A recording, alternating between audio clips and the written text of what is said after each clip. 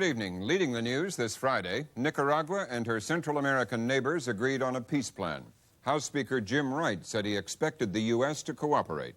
The unemployment rate dropped to the lowest in 10 years. We'll have details in our news summary in a moment. Jim?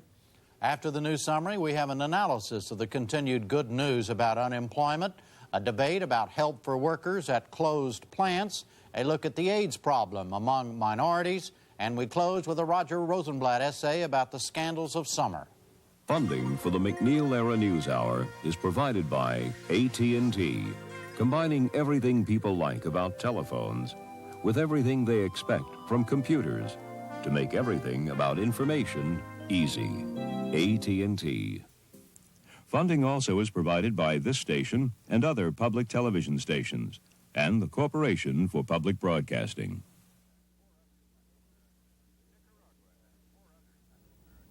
Nicaragua and 4 other Central American countries today reached tentative agreement on a peace plan, which Costa Rica called a tremendous breakthrough. Presidents of the 5 nations meeting in Guatemala City agreed to a plan calling for a regional ceasefire within 105 days. At the time of the ceasefire, each country would have to adopt civil and political rights, still to be worked out. The agreement was based on a proposal by President Oscar Arias of Costa Rica last winter. The peace plan was signed late this afternoon at a ceremony in the presidential palace.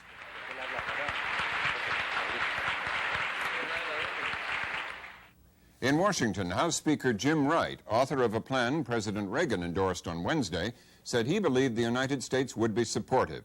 Wright, who was called at 4:30 a.m. with news of the agreement, said, "I cannot see us doing anything but being cooperative and supportive of the plan." He said the agreement would not have been possible without the stimulus of the U.S. plan, which calls for an immediate ceasefire between the Sandinistas and the Contras and calls on the Sandinistas to agree by September 30th to restore civil liberties. The White House had no immediate comment on the agreement. Jim? President Reagan will address the nation next Wednesday about the Iran-Contra affair. The White House announcement said the speech will be televised nationally from the Oval Office at 8 p.m. Eastern Time. It will be his first major comment since the Iran-Contra hearings ended on Monday. Mr. Reagan signed off today on a new covert action notification policy. He agreed to inform congressional intelligence committees within 2 working days of the start of a covert action. The agreement was outlined in a letter to the chairman and vice chairman of the Senate Intelligence Committee, Senators David Boren, Democrat of Oklahoma, and William Cohen, Republican of Maine. The measure of agreement that's reflected in my letter demonstrates the vital importance that I attach to cooperation between the Congress and the executive branch in the intelligence area. And on this, I know we all agree. And I firmly believe that the new procedures we're putting in place will strengthen that cooperation and facilitate the work of your committee in fulfilling its important responsibilities. The nation's unemployment rate went down to 6% last month. That's the lowest it's been since December 1979. The Labor Department said the drop from a 6.1 rate in June was caused by the gain of 470,000 new jobs in July. Overall, the unemployment rate has fallen a full percentage point over the last 12 months. The Reagan administration said it had no intention of getting involved in the Iran-Iraq war and saw no need to invoke the War Powers Act. 114 members of Congress plan a suit to invoke the act over the U.S. deployment in the Persian Gulf. The act means the president would have to get further congressional approval after 60 days or withdraw U.S. forces.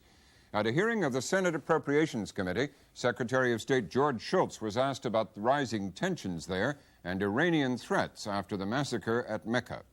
The fact that Iran threatens the United States as retaliation for what happened in Mecca, that we should go into a War Powers Act stance because of that Iranian threat, based on the convoluted, ridiculous logic that represents. We are threatened all over the world by terrorism. You know that as well as I do. We can't be declaring war powers every time somebody exercises something of that kind. Shultz also said he opposes proposed legislation freezing military and economic aid to Panama, but wouldn't mind it being held in the wings, as he put it. He said that would put added pressure on Panama's military government to end human rights abuses. In the Persian Gulf today, Iran announced the end of its so-called martyrdom naval maneuvers by test firing an anti-ship missile. The Iranian report said it also rammed an explosive-laden boat into a dummy enemy target as part of its training exercise.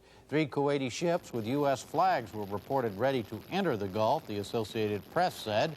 The ships were said to be refueled and waiting for their U.S. warship escorts. There was also an unconfirmed report of help from West Germany. It said West Germany will send a small Navy fleet to the North Atlantic or Mediterranean to free more U.S. ships for duty in the Gulf. In Geneva, the U.S. and Soviet Union agreed to speed up their arms talks. Soviet Foreign Minister Edward Shevardnadze met Chief U.S. negotiator Max Kampelman for 3 hours. Afterward, Shevardnadze said negotiators were being told to try to prepare a mutually acceptable draft accord to eliminate intermediate-range missiles before he meets Secretary Shultz in mid-September. He said they also agreed to intensify work on intercontinental missiles and space and defense systems. And that's it for the news summary tonight. Now the new unemployment figures, plant closings, AIDS among minorities, and a Roger Rosenblatt essay.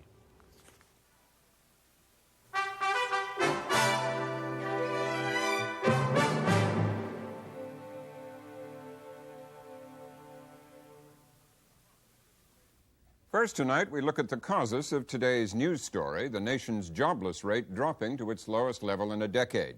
Nearly 500,000 people found work last month, and 2 million Americans have been hired since the first of the year. The growth in jobs has brought the unemployment rate down by a full percentage point over the past 12 months and by 5 points from its decade high of nearly 11% in 1982. Joining us is Audrey Friedman, a labor economist with the Conference Board, a New York business research group. Ms. Friedman, President Reagan called these unemployment figures remarkable. Is that how the business community sees them? They're good. They represent a strong labor market and a lot of job growth, and not quite as much growth in the civilian labor force. So we are pushing down unemployment even at a time when we are still growing our working population.